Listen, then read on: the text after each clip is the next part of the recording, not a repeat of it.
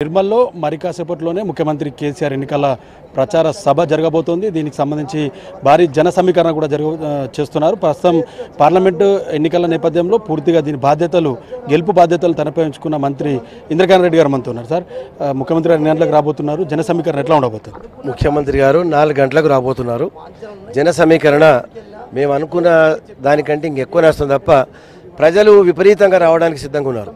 ఎండ కూడా లెక్క చేయకుండా మేము ముఖ్యమంత్రి గారు మళ్ళీ రెండవసారి బాధ్యతలు స్వీకరించి సంక్షేమ కార్యక్రమాలు, అభివృద్ధి కార్యక్రమాలు బ్రహ్మాండంగా నిర్వహిస్తున్న సందర్భంగా వారిని చూడాలి, మళ్ళోసారి ఎంపీ అభ్యర్థిగా నాగేష్ను ఆశీర్వదించిపోతామని చెప్పి వాళ్ళు చెప్తా ఉన్నారు. కాబట్టి ఈ సభ పెద్ద ఎత్తున బహిరంగ సభ మరి సక్సెస్ అవుతుంది.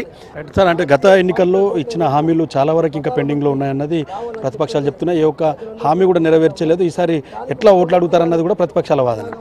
గత ఎన్నికలంటే ఎన్నికలు అయిపోయి December 11, దాని తర్వాత కంటిన్యూ ఏదో ఒక కోడ్ వస్తారు. పార్లమెంట్ ఎలక్షన్స్ పార్లమెంట్ ఎలక్షన్లో 2014లో ఇచ్చిన హామీలు 2014లో ఇచ్చిన హామీలు అన్నీ కూడా పూర్తి అయిపోయినాయి.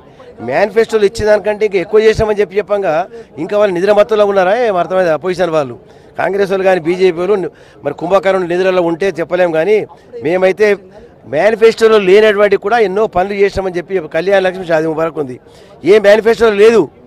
రైతు బంధు ఉంది, రైతు బంధు ఏ మేనిఫెస్టోలో లేదు. రైతు బీమా ఉంది, ఏ మేనిఫెస్టోలో లేదు. ఇవన్నీ ఎక్కువ మేము చేయడము ఇంకా ప్రజలకు వాళ్ళకి ఏంటంటే వాళ్ళకి ఇక పూర్తిగా పరేషాన్లో ఉన్నారు వాళ్ళు. అందుకొరకు ఏదో అసత్య ప్రకటనలు మాట్లాడుతుంది తప్ప ఇంకొకటి ఏం లేదు. ఇప్పుడు మాత్రము మొన్న ఇచ్చిన మేనిఫెస్టో ఇవి ఎలక్షన్ మన బడ్జెట్లో పెట్టినాము. పెన్షన్లు 1000 రూపాయలు 2016 రూపాయలు, బీడీ కార్మికులకు, వృద్ధులకు, వితంతులకు, మరి వృద్ధుల వయస్సు 60 సంవత్సరాల నుంచి 57 తగ్గించినాము. బీడీ కార్మికుల PF కటాఫ్ డేట్ తీసేసినాము. వికలాంగులకు 3016 రూపాయలు, గ్రాడ్యుయేట్లకు 3016 రూపాయలు, ఈ విధంగా బడ్జెట్లో పెట్టినాము. ఇవన్నీ కూడా ఇప్పుడు వస్తున్నాయి. తర్వాత వేరే చేయడానికి కూడా మనకు ఎలక్షన్ అయిన నుంచి కోడ్ కంటిన్యూ ఉన్నది. ముఖ్యమంత్రి గారు ఏ నిర్ణయం తీసుకున్నా సక్సెస్ఫుల్ అవుతుంది. తప్పకుండా కేంద్రంలో చక్రం తిప్పడం ఖాయము, ప్రధానమంత్రి సీట్లో కూర్చోవడం కూడా ఖాయమే. చక్రం తిప్పడం అంటే ప్రధానమంత్రి కావడమా, లేకపోతే ఆ ప్రధానమంత్రి కావడానికి కీలక చక్రం తిప్పుతారు? భారతీయ జనతా పార్టీకి 150 కంటే ఎక్కువ రావు, కాంగ్రెస్కు 100 కంటే ఎక్కువ రావు. ఫెడరల్ బెంచ్ ద్వారా మేము చక్రం తిప్పి ఆ స్థానంలో అవకాశం వస్తే ముఖ్యమంత్రి గారు ప్రధానమంత్రి అవుతారు. అప్పుడు సంక్షేమ కార్యక్రమాలు, మరి ప్రజలకు అవసరమైనటువంటి నీటి వనరులు, విద్యుత్ శక్తి, ఇదంతా కూడా ఒక సమగ్రంగా ప్రతి ఒక్కరికి అందిస్తే ఇక అంతకంటే భారతదేశంలో ఇంకేం అవసరం లేదు. కాంగ్రెస్ మాజీ ఎంపీ రాథోడ్ రమేష్ ఏమంటారంటే, తెలంగాణకు మొట్టమొదటి ఓటేసింది నేను, 5 ఏళ్లలో అతి తక్కువగా పార్లమెంట్లో మాట్లాడింది నాగేష్. అట్లాంటి వ్యక్తికి ఓటేస్తే ఏం చేస్తాడని అడుగుతున్నారు.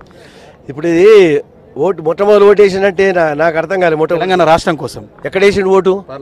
ఎవరన్నారు పార్లమెంట్లో? తెలుగుదేశం పార్టీ డెడ్ అగెనిస్ట్ ఉండే, ఎట్లెత్తారండి ఓటు అయినా పార్లమెంట్లో? ఎవరికి వేసిన ఓటు? అవన్నీ పచ్చి అబద్ధాలు.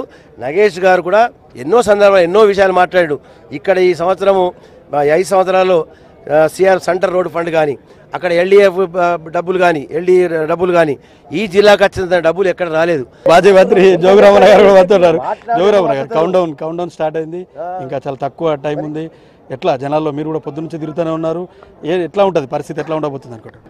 టీఆర్ఎస్ పార్టీ అనేది రాష్ట్రంలో అసెంబ్లీ ఎన్నికలకు అర్థమైంది. 88 సీట్లు 2/3 మెజార్టీ ఇచ్చిన తర్వాత అసలు వాళ్ళు ఏదో పోటీ చేయాలా, ఆ పార్టీ కనీసం మా పార్టీలు బతుకున్నాయని చెప్పి చూపెట్టుకుని పోటీ తప్ప కాంగ్రెస్ కానీ బీజేపీ కానీ తెలంగాణ రాష్ట్రంలో ఈ పార్లమెంట్ ఎన్నికలతో వాషౌట్ అయిపోతుంది. వాళ్ళకి అసలు మనుగడనే ఉండదు. అందుకొరకు ఇంకా టీఆర్ఎస్ పార్టీ తప్ప ఈ రాష్ట్రంలో 20 సంవత్సరాలు ఎవ్వడికి ఇక్కడ అసలు నిలబడ్డా డిపాజిట్ కూడా రావు. ఈ ఆదిలాబాద్ పార్లమెంట్లో కూడా కాంగ్రెస్ బీజేపీ ఖచ్చితంగా డిపాజిట్ కూడా కోల్పోతారు. థ్యాంక్ యూ రామన్ గారు. ఇది పరిస్థితి. మొత్తానికైతే సభ సంబంధించి ఏర్పాట్లన్నీ కూడా భారీ ఎత్తున జరుగుతున్న నేపథ్యం కనిపిస్తుంది. కొన్ని హామీలు ఉన్నాయి. పోయిన 2014 ఎలక్షన్స్లో కావచ్చు, అసెంబ్లీ ఎన్నికల్లో ఇచ్చిన హామీలకు సంబంధించి కూడా ముఖ్యమంత్రి ఒక స్పష్టమైన ప్రకటన చేస్తారన్నది కూడా క్యాడర్ అంతా కూడా ఎదురు చూస్తున్న నేపథ్యం. తమరికైతే ఎవరు పోటీ లేదు తమ పార్టీకి. ఖచ్చితంగా ఆదిలాబాద్ పార్లమెంట్ స్థానంతో పాటు రాష్ట్రంలో పోటీ చేస్తున్న 16 స్థానాల్ని కూడా కైవసం చేసుకుంటామన్న ధీమా అటు మంత్రులు కావచ్చు క్యాడర్లో ఉంది. కెమెరా పర్సన్ తో ప్రేమ్ సాగర్, V6 న్యూస్, ఆదిలాబాద్.